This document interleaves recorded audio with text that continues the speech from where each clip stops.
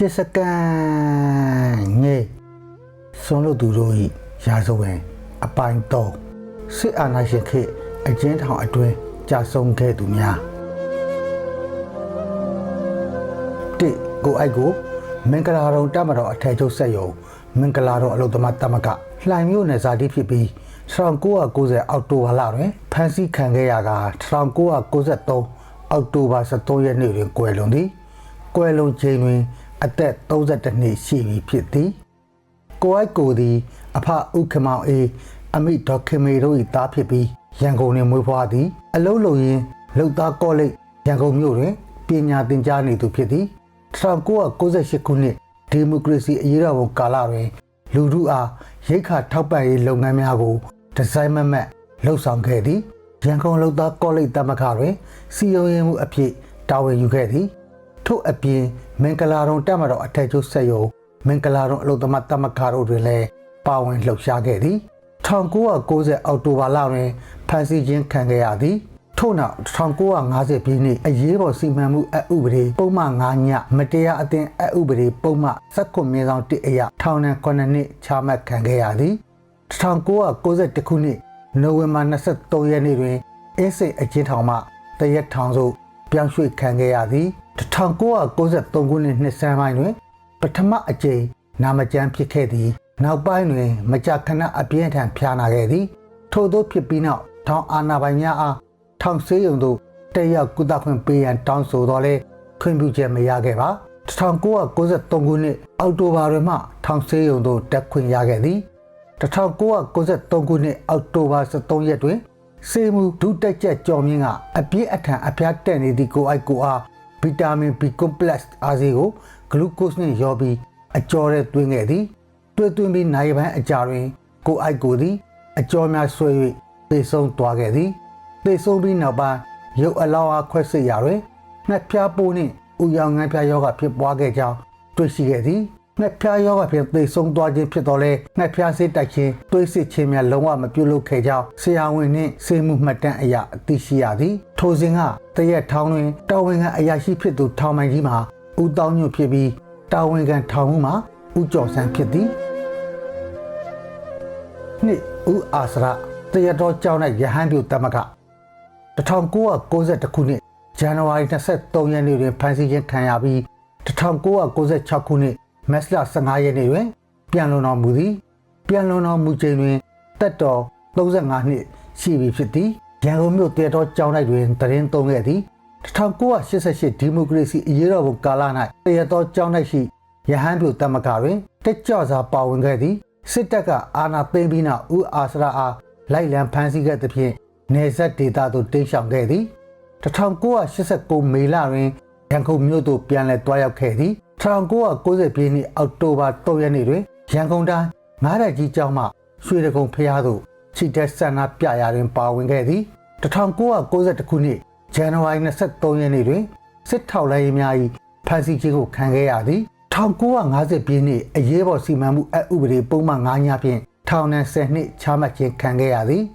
1990ခုနှစ်နိုဝင်ဘာလတွင်အင်းစိန်ထောင်မှတရက်ထောင်သို့ပြောင်းရွှေ့ခြင်းခံခဲ့ရသည်1996ခုနှစ်ဇန်နဝါရီတွင်အသေးရောက်အသက်ဝါရောဂါဖြစ်ပွားပြီးအပြင်းဖျားခဲ့သည်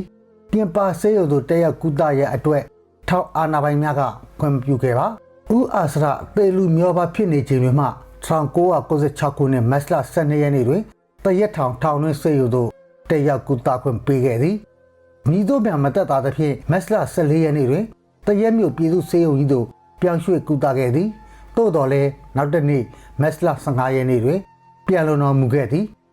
ထိုစဉ်ကတရက်ထောင်တွင်တာဝန်ခံအရာရှိဖြစ်သူထောင်ပိုင်ကြီးမှာဥပရှင်ဖြစ်ပြီးတာဝန်ခံထောင်မှုမှာဦးခမောင်ဆွေဖြစ်သည်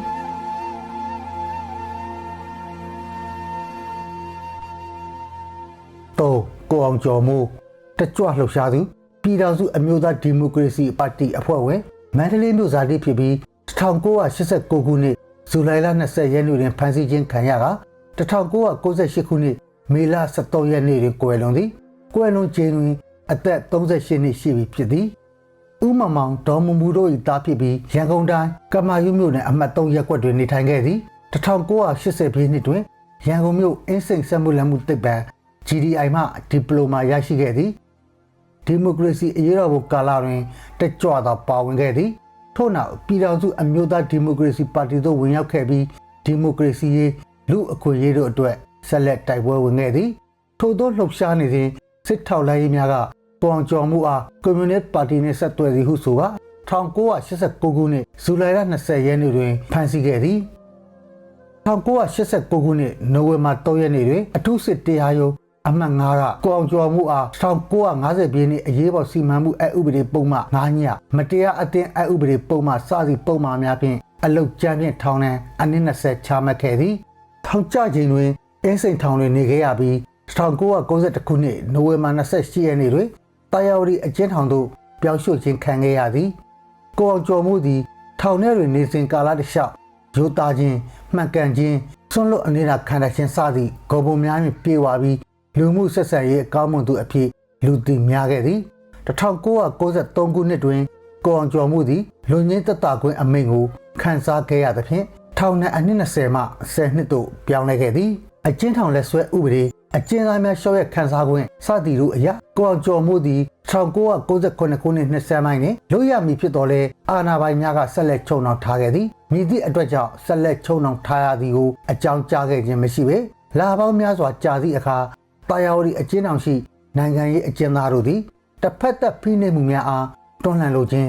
အမှန်တရားဖော်ထုတ်လိုခြင်းတို့အတွက်လွတ်ရက်စွနိုင်ငံရေးအကျဉ်းသားများမလွတ်မြောက်မချင်းတိုက်ပွဲဝင်သွားမည်ဟုသောဆိုဖြတ်ချက်တစ်ခုကိုခိုင်မာစွာချမှတ်ခဲ့သည်1998ခုနှစ်မေလ10ရက်နေ့တွင်လွတ်ရက်စွနိုင်ငံရေးအကျဉ်းသားများဖြစ်သည့်ကိုအောင်ကျော်မှုကိုမောင်မောင်ကြီးကိုသိန်းထူးကိုမြင့်ရီကိုကျော်ဦးညိုကိုသိန်းစော်နှင့်ကိုအောင်တန်းတို့9ဦးသည်ထောင်မှလှည့်လည်စစ်ဆေးသည့်အချိန်တွင်မိမိတို့9ဦးကလွတ်ရက်ကျော်နိုင်ငံရေးအကျဉ်းသားများအားလုံးကိုချက်ချင်းလွတ်ပေးရန်တောင်းဆိုသည်ပြန်လွတ်မပေးပါကယနေ့မှစ၍ပြန်လည်လွတ်မပေးမချင်းအစာအငတ်ခံဆန္ဒပြသွားမည်ဟုပြောကြားခဲ့သည်ထိုနေ့တွင်ပင်ကိုအောင်ကျော်မိုးတို့9ဦးသည်အစာအငတ်ခံဆန္ဒပြ၍တိုက်ပွဲဝင်ခဲ့ကြသည်ထောင်အာဏာပိုင်များက၎င်းတို့တောင်းဆိုချက်များကိုမလိုက်လျောသည့်အပြင်ပြည်ထောင်များချမှတ်ခဲ့သည်တန်ချေခြင်းတောင်များခတ်ခါတိုက်ပိတ်ထားခဲ့သည်တစ်ဆက်တည်းတွင်တောက်ရည်သုံးရည်များကိုလည်းဖျက်တောက်ခဲ့သည်နောက်ရက်များတွင်အာဏာပိုင်များကတပိတ်ပြန်လှန်ရန်အတွက်ဆန္ဒပြသူများကို6တခါ6တက်လှည့်ဖြင့်နှီးမျိုးစုံတုံ၍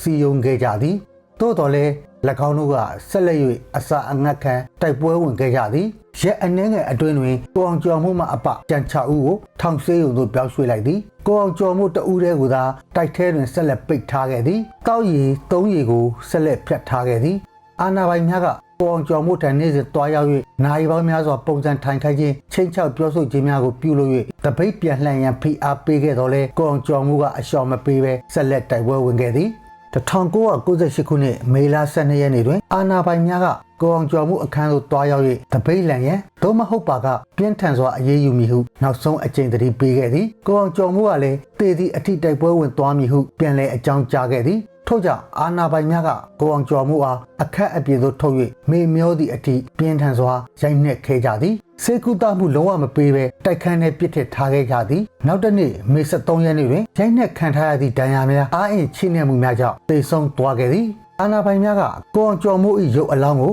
ဓာတ်ပုံရိုက်ကူးထားသည်ထိုဓာတ်ပုံကိုမြင်တွေ့ခဲ့ရသည့်မိသားစုများ၏ပြောပြချက်အရမျက်နှာတွင်ဒဏ်ရာများဖြင့်ပြည့်နေနေသည်ဟုသိရှိရသည်အာဏာပိုင်များကကိုအောင်ကျော်မိုးသိဆုံးသည့်တဲ့ကိုမိသားစုထံအကြောင်းကြားခြင်းမရှိခဲ့ပေမိသားစုကသတင်းရသောကြောင့်သာထောင်သို့လိုက်သွားခဲ့သည်အာဏာပိုင်များကကိုအောင်ကျော်မိုးသည်ယောဂပြင်ရုတ်တရက်ကွယ်လွန်သွားသည်မိသားစုထံအကြောင်းမကြားနိုင်တော့ဘဲမြေမြုပ်လိုက်ရသည်ဟုသာပြောကြားခဲ့ပြီးသိဆုံးပြီးချိန်တွင်ရိုက်ယူထားသည့်ဓာတ်ပုံကိုသာပြသခဲ့သည်ထိုစဉ်ကတာယာဝတီထောင်တွင်တာဝန်ခံအရာရှိဖြစ်သူထောင်ပိုင်ကြီးမှာဦးဝင်းမြင့်ဖြစ်ပြီးတာဝန်ခံထောင်မှုမှာဦးအောင်မော်ဦးဖြစ်ခါထောင်ဆရာဝယ်မှာဒေါက်တာအောင်တန်းဖြစ်သည်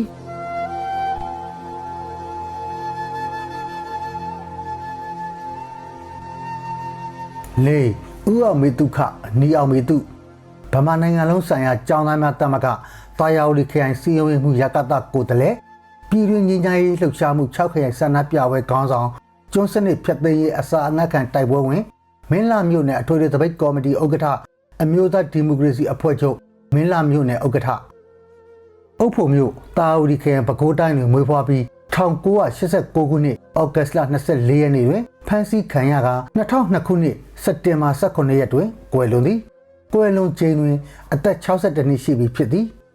မူလနဲ့ကျောင်းသားဘဝမှာစ၍ဗမာနိုင်ငံလုံးဆိုင်ရာကျောင်းသားများသမဂ္ဂဘကသသို့ဝင်ရောက်ခဲ့သည်1960-62တွင်တာယာဝတီခရိုင်စီယုံရေးမှုရကတညီလာခံကိုယ်စားလှယ်အုပ်ဖို့မြို့နယ်ဥက္ကဋ္ဌအဖြစ်တာဝန်ထမ်းဆောင်ခဲ့သည်ပြည်တွင်းငြိမ်းချမ်းရေးလှုပ်ရှားမှုတွင်6ခရိုင်ရန်ကုန်အင်းစိန်တာယာဝတီဟန်တာဝတီမအူပင်ငင်းညမ်းစွာစန္ဒပြပွဲကိုခေါင်းဆောင်ပြီးမင်းလာမရန်ကုန်မြို့ကန်တော်မင်းပန်းကြံအထိချိတ်တက်ခဲ့သည်ထိုစဉ်ကအစိုးရနှင့်လက်နက်ကိုင်အဖွဲ့အစည်းများ၏ငင်းညမ်းရေးဆွေးနွေးပွဲပြတ်ပြီးနောက်နိုဝင်ဘာ30ရက်တွင်ကျောင်းသားသမဂ္ဂအစအဦးအတွင်းဖမ်းဆီးခံခဲ့ရပြီး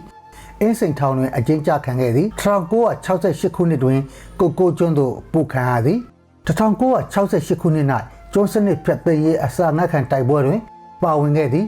အစာငတ်ခံတိုက်ပွဲအောင်မြင်စွာပြီးဆုံး၍အင်းစိန်ထောင်သို့ပြန်လည်ရောက်ရှိခဲ့သည်1982ဧပြီလ12ရက်တွင်အကျဉ်းထောင်မှပြန်လည်လွတ်မြောက်ခဲ့သည်1986ခုနှစ်ဩဂတ်လတွင်ဒုတိယအကြိမ်ခိတ္တထိန်းသိမ်းခံခဲ့ရသည်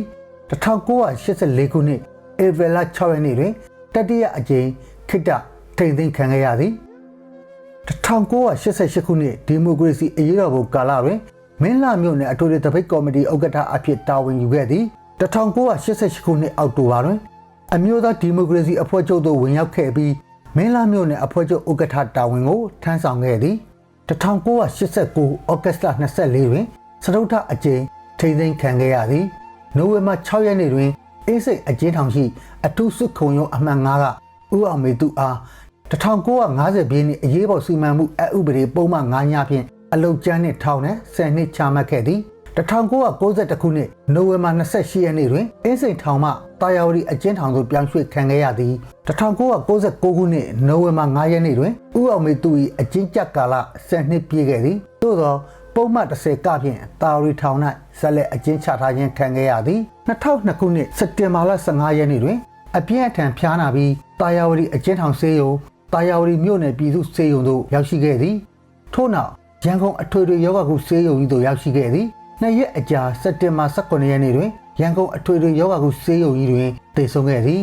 ဦးအောင်မေသူသည်၎င်း၏ဘဝတစ်လျှောက်လုံးတိုင်းပြည်ကောင်းရာကောင်းကျိုးအတွက်တိုက်ပွဲဝင်ရင်း၄ကြိမ်တိုင်တိုင်ဖမ်းဆီးခြင်းခံခဲ့ရပြီးအကျဉ်းထောင်များအတွင်း25နှစ်ကျော်အကျဉ်းချခံခဲ့ရသည်ထိုစဉ်ကတာယာဝတီထောင်တွင်တာဝန်ခံအရာရှိဖြစ်သူထောင်မှန်ကြီးမှာဦးဖေအောင်ဖြစ်ပြီးတာဝန်ခံထောင်မှုမှာဦးသိန်းလွင်ဖြစ်ခါထောင်ဆရာဝန်မှာဒေါက်တာအောင်တန်းဖြစ်သည်